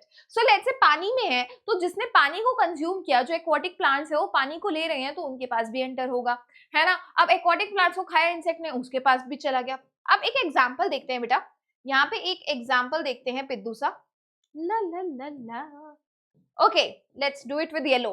अब बेटा लेट्स से ये एक्वाटिक प्लांट्स है ना, एक एक्वाटिक प्लांट के पास लेट्स से इतना अमाउंट में डीडीटी है। अब बेटा ये एक्वाटिक इंसेक्ट आया, ये क्या एक ही एक्वाटिक पौधा खाएगा, नहीं, एक तो खा लिया बट ऐसे बहुत सारे खाएगा ना। एक ही एक्वाटिक इंसेक्ट कितने ज्यादा इंसेक्ट एक्वाटिक पौधे खा जाएगा, है ना। एक insect large number of plants खाएगा, तो उसके पास इतना ज्यादा आ गया, एक के पास ही, एक के पास इतना ज्यादा आ गया। अब लेट्स से एक मछली आई, मछली लड़की जानी है, जीवल उसका पानी है, तो पानी में उसको क्या मिला, एक्वाटिक इंसेक्ट मिला। अब बेटा ये एक एक्वाटिक इंसेक्ट से इतना सारा उसके पास आ गया, इतना सारा तो आ गया, बट मछली क्या अपनी लाइफ टाइम में बेटा बस एक ही इंसेक्ट खाएगी क्या, नहीं, बहुत सारे खाएगी, बहुत सारे खाएगी, मतलब ऐसे बहुत ज्यादा अमाउंट आ गया। ऐसे बेटा तुम हो, ह्यूमंस हो, ह्यूमंस क्या खाते हैं, मछली खाते हैं, बट या फिर बर्ड भी हो सकता है इसका एग्जाम्पल। तो अब यार जब ह्यूमंस ने इस मछली को खाया तो इनके पास एक मछली से इतना गया, एक मछली से इतना अमाउंट चला गया। बट ये तो बेटा बहुत ज्यादा मछलियां खाएगा, ये भी खाएगा, ये भी खाएगा, ये भी खाएगा, लेट्स से 4 मछली खा गया, तो बेटा इतना अमाउंट ट्रांसफर हो गया। तो हम देख रहे हैं जैसे जैसे हम एक फूड चेन में एंटर कर रहे हैं, तो जो हार्मफुल सब्सटेंस है, जो ये नॉन बायोडिग्रेडेबल सब्सटेंस है, उसका अमाउंट बढ़ता जा रहा है एक फूड चेन में। तो जो सबसे एंड में होगा उसके पास मैक्सिमम अमाउंट होगा, राइट। क्योंकि बेटा ये जो सब्सटेंस है ये बॉडी में जब एंटर करता है ना, आप इसको तोड़ सकते हो ना इसको एलिमिनेट कर सकते हो, सिर्फ एक्यूमुलेट होगा, सिर्फ इकट्ठा होगा। तो क्या मैं कह सकती हूँ, this concept is called as biomagnification. क्या मैं इस बात को बायोमैग्निफिकेशन कह सकती हूँ क्या, क्योंकि बेटा मैग्नीफाई हो रहा है यानी अमाउंट बढ़ रहा है। किसका अमाउंट बढ़ रहा है, हार्मफुल चीजों का अमाउंट बढ़ रहा है, इसलिए बायोमैग्निफिकेशन इस कॉन्सेप्ट को बोला जाता है। व्हाट इज बायोमैग्निफिकेशन, एक प्रोसेस है जिससे concentration toxic non biodegradable substance की, जैसे कि पेस्टिसाइड, जैसे कि हेवी मेटल्स की इंक्रीज हो रही है हार्ट ट्रॉफिक लेवल में, हाईएस्ट कंसेंट्रेशन कहां पाई जाती है, जो टॉप पे होते हैं, example humans, example human, because वो टॉप पे होते हैं इसलिए उनके अंदर मैक्सिमम अमाउंट पाया जाएगा। तो जैसे जैसे आप आगे बढ़ रहे हैं फूड चेन में, तो हम कहेंगे बेटा यहाँ पे अमाउंट जो है पेस्टिसाइड का, या फिर मैं कहूँ नॉन बायोडिग्रेडेबल सब्सटेंस का बढ़ रहा है, या फिर डीडीटी का आप कह सकते हो, सब्सटेंस का बढ़ रहा है। किसका एग्जाम्पल है बेटा ये, पेस्टिसाइड का। पेस्टिसाइड का एग्जाम्पल कौन है, डीडीटी। ठीक है, डन है, इतनी बात क्लियर है कॉन्सेप्ट। तो जैसे जैसे आप फूड चेन में आगे बढ़ेंगे, इस हार्मफुल सब्सटेंस, आप कहोगे मैम हार्मफुल क्यों है, what damage it can cause in humans, ऐसा हमारे अंदर क्या कर देगा। सो ये जो बेटा डीडीटी है, या फिर मैं कहूं ये जो टॉक्सिक सब्सटेंस है, टॉक्सिक नॉन बायोडिग्रेडेबल सब्सटेंस, ये ऐसा कर क्या देंगे मैम, ऐसा भी क्या हो जाएगा, ऐसा आपको क्या हो जाएगा ह्यूमंस में, ऐसा आपने इसको टॉक्सिक, इतना इसको जल्लाद बना दिया, ऐसा जल्लादपंती कर क्या रहा है ये। तो बेटा ये जो टॉक्सिक है, नॉन बायोडिग्रेडेबल सब्सटेंस है, ये क्या करता है बेटा, ये ह्यूमंस में क्या करता है, ब्रेन में डैमेज कर देता है, ब्रेन को अफेक्ट करता है, अफेक्ट ब्रेन, आपके ब्रेन को अफेक्ट करता है, आपके लिवर को अफेक्ट करता है, आपके हार्मोन्स को अफेक्ट करता है, कैंसर कर सकता है। So it's not a good thing. मैं इसको हार्मफुल इतना जल्लाद बनाया है क्योंकि बेटा ये जल्लाद है, ये जल्लाद कहलाने लायक है, इसलिए जल्लाद बनाया है। क्यों बेटा, क्योंकि ह्यूमंस में आपके ब्रेन को डैमेज कर सकता है, लिवर को डैमेज कर सकता है, हार्मोन्स को डैमेज कर सकता है, आपकी कैंसर कॉज कर सकता है। So it's very damaging, very harmful substance. इसलिए आजकल क्या कर दिया है, ये जो पेस्टिसाइड है, जो डीडीटी है, इसके इस्तेमाल को ही बैन कर दिया है, because it's so harmful for us.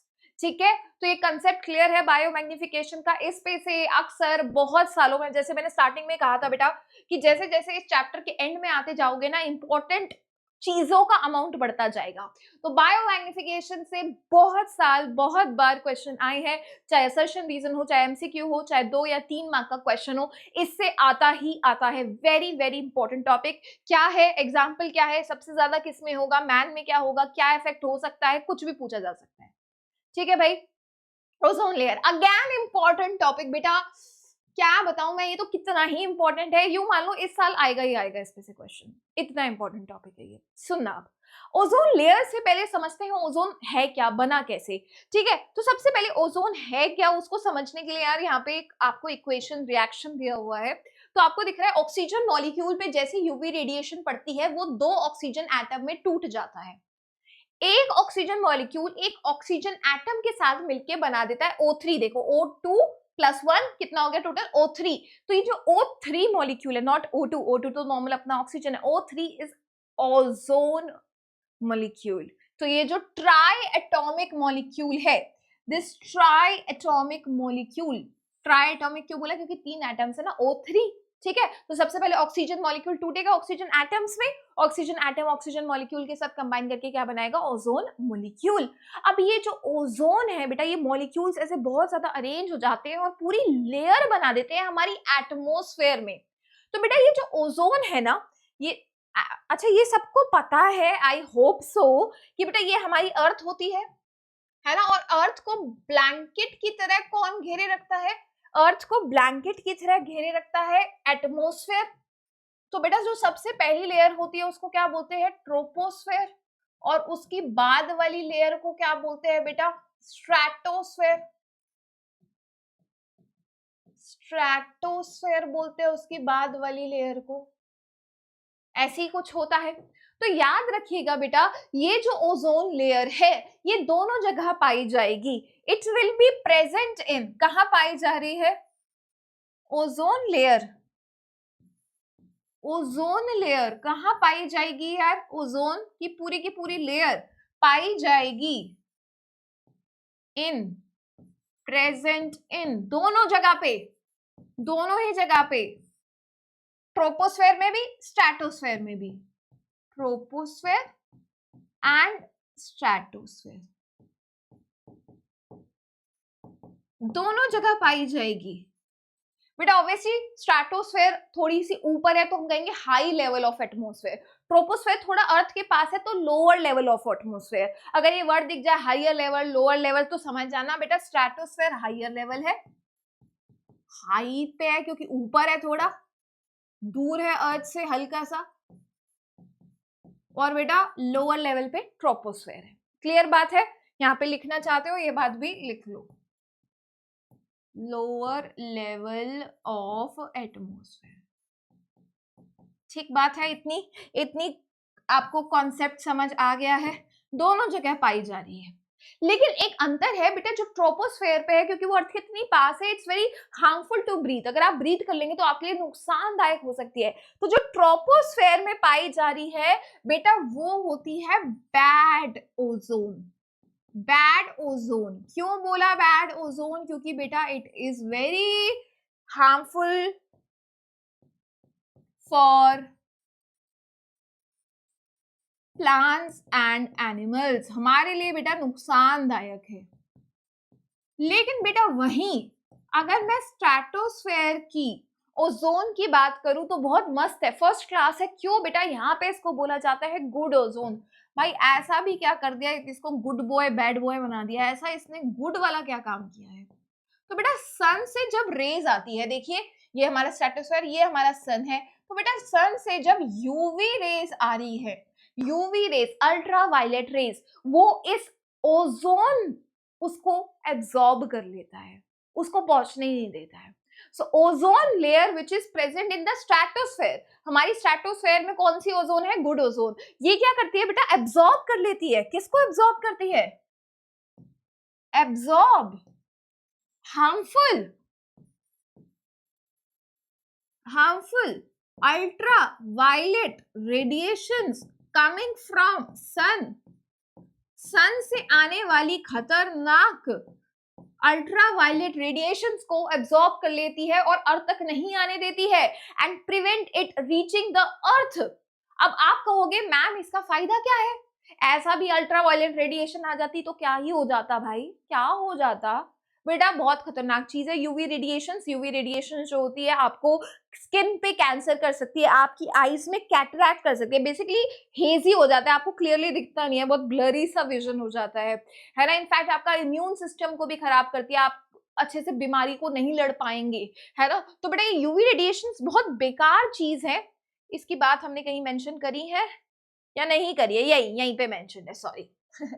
हाँ, स्किन कैंसर कॉज करता है, आई में डैमेज कर सकता है, कैटरैक्ट कर सकता है और ऑल्सो आपका इम्यून सिस्टम को भी खराब कर सकता है। तो भाई खतरनाक है। इसलिए बेटा अपनी जो ओजोन लेयर है जो स्ट्रेटोस्फेयर में पाई जाती है वो बहुत फर्स्ट क्लास होती है क्योंकि वो उन हार्मफुल यूवी रेडिएशंस को अब्सॉर्ब कर लेती है, जो कि बात यहाँ पे लिखी भी है। ये बेटा गुड ओजोन, ओजोन इट का मतलब है ये ओजोन लेयर की ही बात हो रही है। Ozone layer harmful ultraviolet radiations को अब्सॉर्ब कर लेती है और अर्थ तक नहीं पहुंचने देती है। खत्म। अब बेटा क्या हुआ, तुम ह्यूमंस जो हैं वो है बेटा बहुत बहुत जल्लाद। ये क्या करते हैं, जो बेटा एयर कंडीशनर हमारे घरों में होता है, जो रेफ्रिजरेटर होता है, उसमें हम एक चीज को इस्तेमाल करते हैं जिसको बोलते हैं क्लोरोफ्लोरोकार्बन।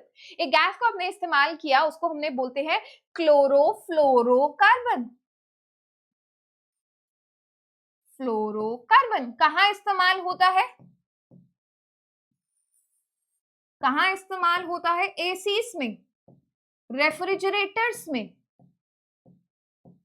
ये बेटा बहुत खतरनाक चीज है। ये क्या करती है, ये ओजोन लेयर को जाके, जो अपनी प्यारी क्यूटू पुच्चू ओजोन लेयर है स्ट्रेटोस्फेयर में, उसको जाके बेटा ये डैमेज कर देती है, थिन कर देती है, उसको तोड़ देती है, ब्रेक डाउन कर देती है उसका।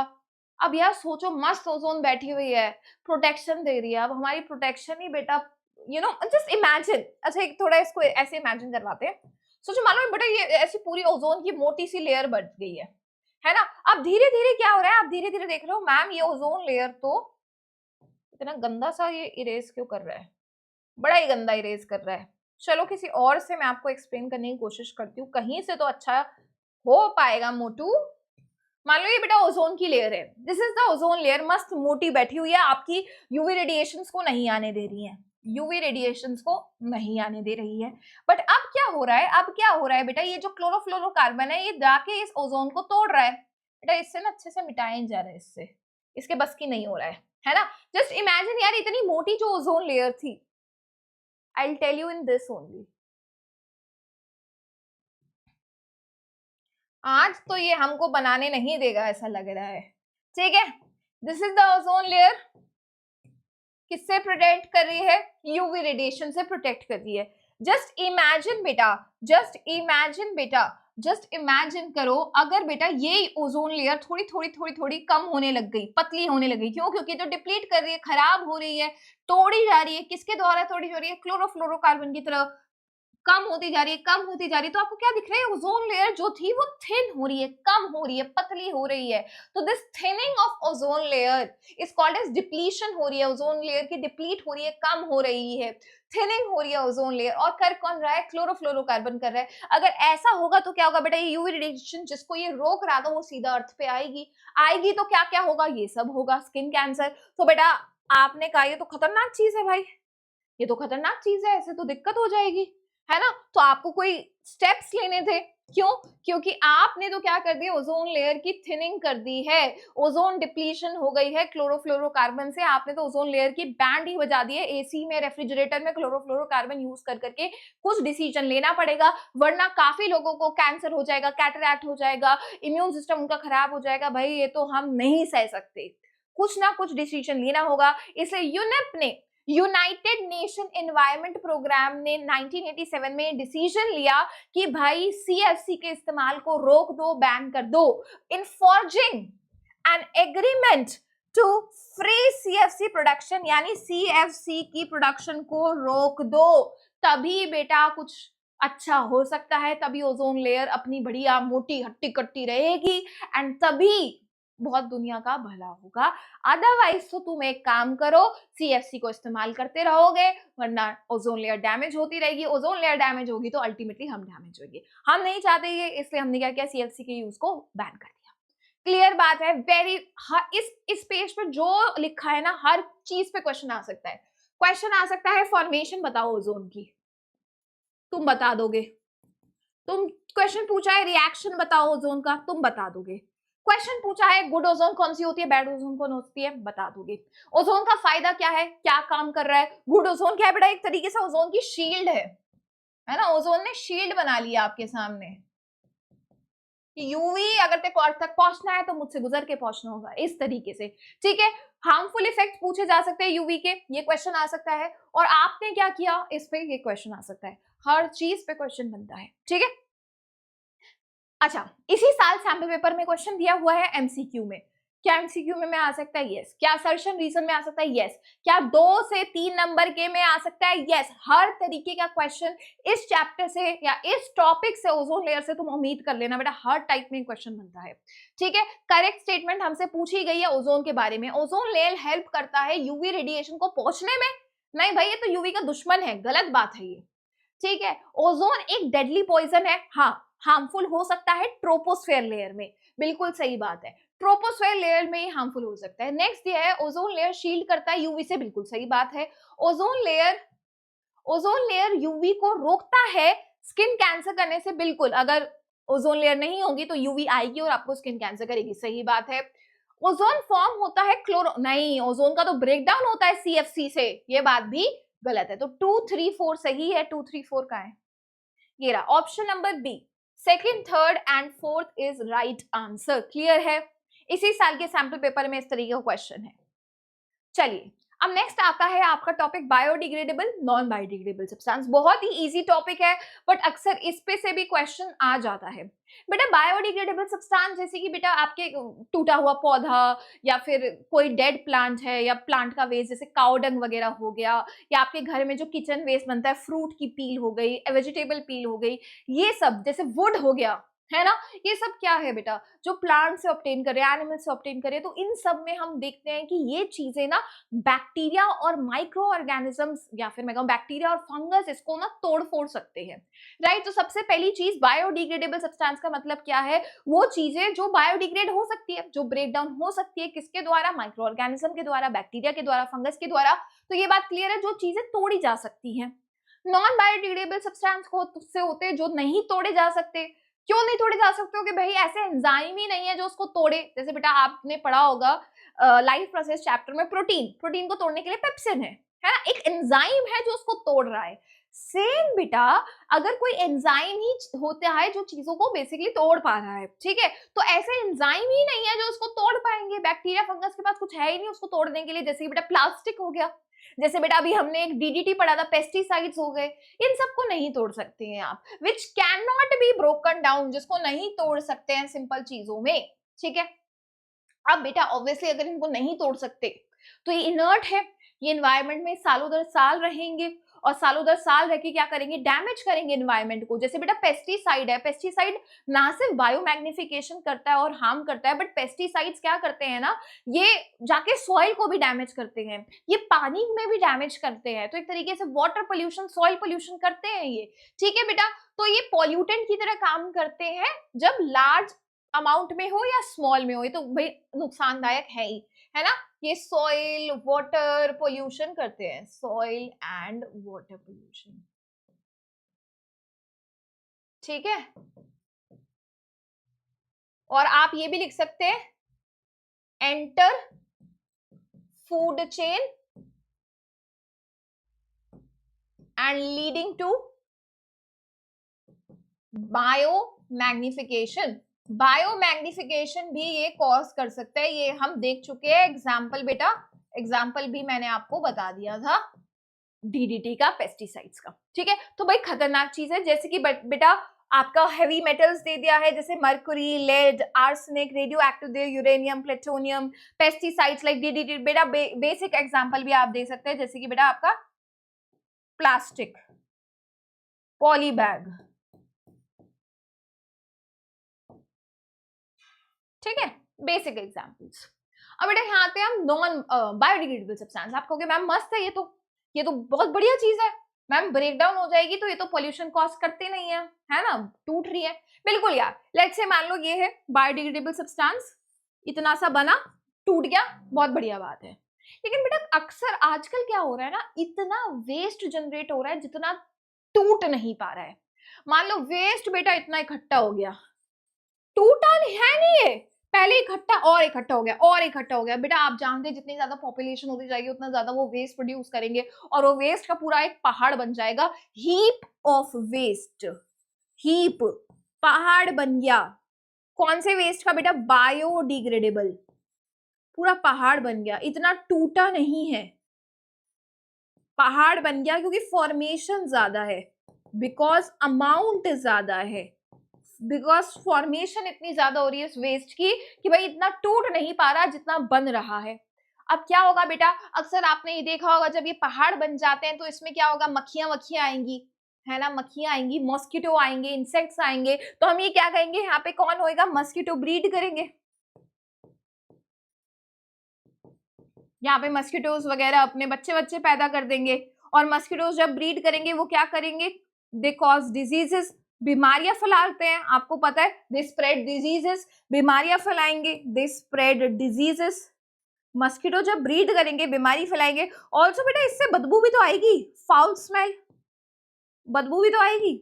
तो बेटा बायोडिग्रेडेबल सब्सटेंसेस गुड है, अच्छी चीज है, लेकिन जब जरूरत से ज्यादा बनने लगे तो पूरा पहाड़ बन जाएगा, उसमें से बदबू भी आएगी। और ऑल्सो बेटा जब सोचो ना, बहुत ज्यादा आपके घर में ही अगर 2-3 दिन, आई एम सॉरी, अगर आपके घर में आप 2-3 दिन कूड़ा पड़े रहने तो बदबू से आ जाती है। सोचो इतने दिन पड़ा हुआ है, वो डिग्रेड हो नहीं रहा है, जितना इकट्ठा होते जा रहा है, तो ऑब्वियसली मस्किटोज वगैरह आएंगे, वो बीमारियां फैलाएंगे एंड ऑल्सो बदबू आएगी। तो लार्ज अमाउंट में it can be harmful, large amount में हार्मफुल है, ठीक है। So they become pollutants only when they accumulate in large quantities and not degraded at the right time.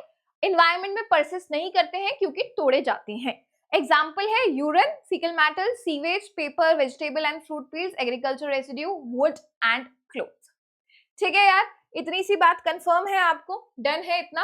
अच्छा क्या क्वेश्चन आया है, identify from the following a group containing all non biodegradable substance. इनमें से सारे नॉन बायोडिग्रेडेबल कौन से हैं, जरा देखते हैं यार। लेदर, ग्रास, प्लास्टिक, नहीं भाई लेदर तो बेटा बायोडिग्रेडेबल होता है ना। कॉटन, वुड, अगेन बेटा कॉटन भी आपको प्लांट से मिल रहा है, वुड भी आपको प्लांट से मिल रहा है, तो बायोडिग्रेडेबल है। डीडीटी, पॉलिएस्टर, ग्लास, तीनों के तीनों बेटा नॉन बायोडिग्रेडेबल है। एंड इधर बेटा देखा जाए लेदर भी आपको मिलता है एनिमल से, सिल्क भी आपको, वुल, तीनों के तीनों बेटा प्लांट्स एंड एनिमल से आपको मिल रहे हैं, तो तीनों के तीनों कैसे हैं, बायोडिग्रेडेबल है। तीनों हमें पूछा है ऑल, बेटा क्वेश्चन देखिए, ऑल नॉन बायोडिग्रेडेबल, पिछले साल का क्वेश्चन है, डीडीटी, पॉलिएस्टर, ग्लास। क्लियर है, डन है, चलें आगे।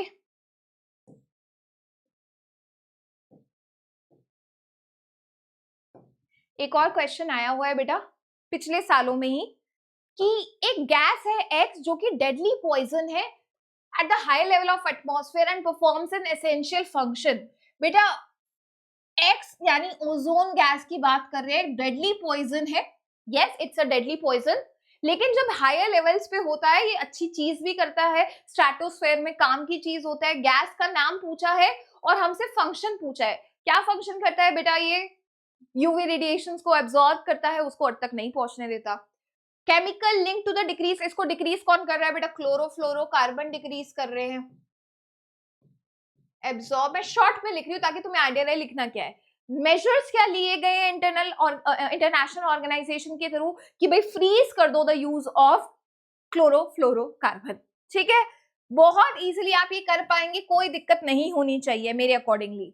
Which of the following human activities has resulted, and इसी साल के सैंपल पेपर का ये क्वेश्चन है, इनमें से कौन सी एक्टिविटी अगर आप करेंगे तो नॉन बायोडिग्रेडेबल सब्सटेंस का अमाउंट बढ़ जाएगा।